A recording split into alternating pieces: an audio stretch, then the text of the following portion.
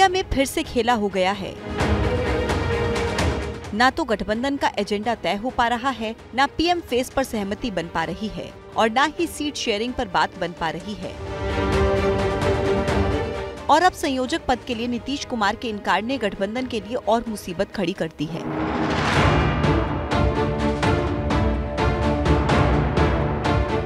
गठबंधन की चौथी बैठक हुई। ये बैठक वर्चुअली हुई, नतीजा भी वर्चुअल ही निकला। उम्मीद थी कि इस बार अहम फैसला होगा और संयोजक पद का ऐलान हो जाएगा, लेकिन हुआ बिल्कुल उल्टा। बैठक हुई, बात हुई, संयोजक के नाम पर प्रस्ताव भी आया और फिर नीतीश कुमार ने खेल कर दिया। बोला संयोजक का पद उन्हें मंजूर नहीं।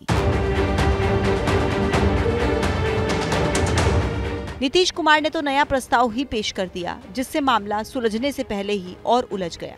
नीतीश ने प्रस्ताव में कहा कि कांग्रेस के ही किसी नेता को गठबंधन का संयोजक बनाया जाए। संयोजक के पद पर ममता बनर्जी और अखिलेश यादव से भी बात की जाए। संयोजक से ज्यादा गठबंधन में एकजुटता जरूरी है। वहीं जब नीतीश के इनकार के बाद लालू के नाम का प्रस्ताव आया तो नीतीश कुमार ने कहा कि लालू यादव को ही संयोजक बना दीजिए। इसमें कोई शक नहीं कि गठबंधन बनाने की पैरवी और पहल नीतीश कुमार ने ही की थी। लिहाजा शुरू से ये कयास लगने लगे कि नीतीश इसमें बड़ी भूमिका चाहते हैं, लेकिन पटना, बेंगलुरु और मुंबई में इस पर बात नहीं बन पाई। दिल्ली की बैठक में जरूर मसला उठा और ममता बनर्जी ने खरगे का नाम प्रस्तावित किया, जिसका अरविंद केजरीवाल ने समर्थन भी किया, लेकिन खरगे के इनकार के बाद ये मसला फिर से ठंडा पड़ गया। हालांकि सूत्र ये भी बताते हैं कि ममता के इस प्रस्ताव से नीतीश नाराज भी हुए थे और संयोजक पद के लिए बातचीत का सिलसिला नए सिरे से शुरू किया।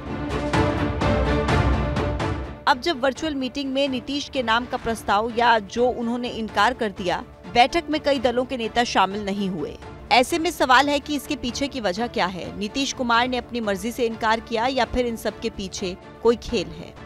नीतीश कुमार जी इंडिया गठबंधन के निर्माता हैं, लिहाजा निर्माता का पद संयोजक के पद से बड़ा होता है, इसलिए उन्होंने अस्वीकार किया है। हमारे नेता स्वर्गीय कर्पूरी ठाकुर की 22 तारीख को 22 जनवरी को उनकी जन्म शती है और जोश खरोश के साथ हम पटना में उस दिन रैली करेंगे। इसमें कोई दरार नहीं है। नीतीश जी के सामने न परिवार बचाने का संकट है, न प्रॉपर्टी बचाने का संकट है।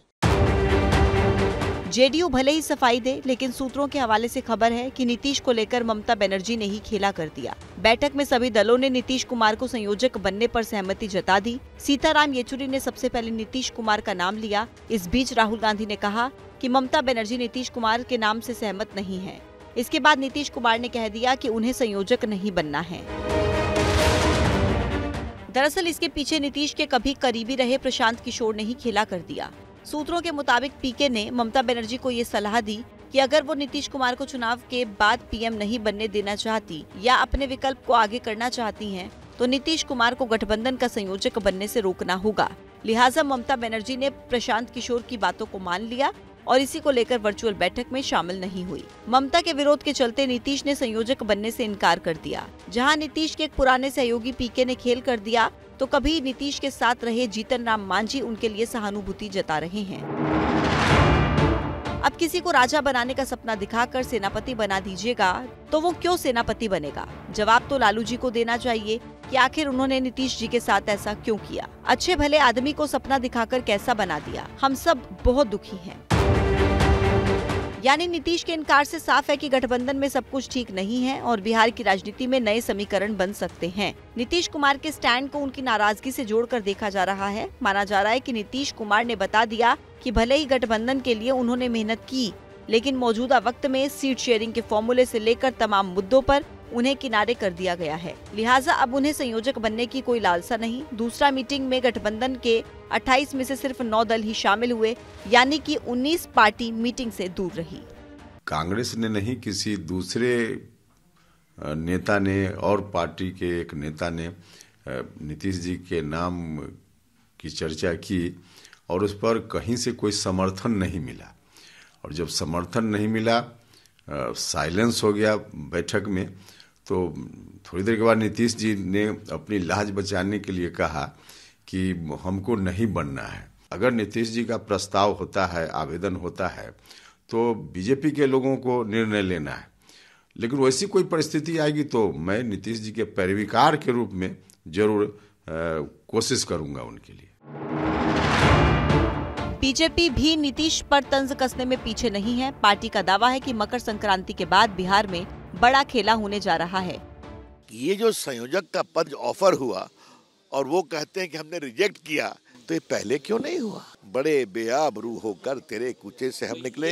ये जो बेआबरू होकर कह रहे हैं, तो ये कूचा क्या बीजेपी की तरफ जाएगा, बीजेपी के साथ मिलेगा? अब ये मैं कैसे कहूँ, उनसे पूछिए। मैं तो आज मुस्कुरा रहा हूँ। बीजेपी और उसके सहयोगी दलों के दावे अपनी जगह हैं, लेकिन इंडिया गठबंधन में जो कुछ चल रहा है उससे ये तो संकेत मिलने लगे हैं कि बीजेपी के विजय रथ को रोकने के लिए बने इस गठबंधन में सब कुछ ठीक नहीं चल रहा है।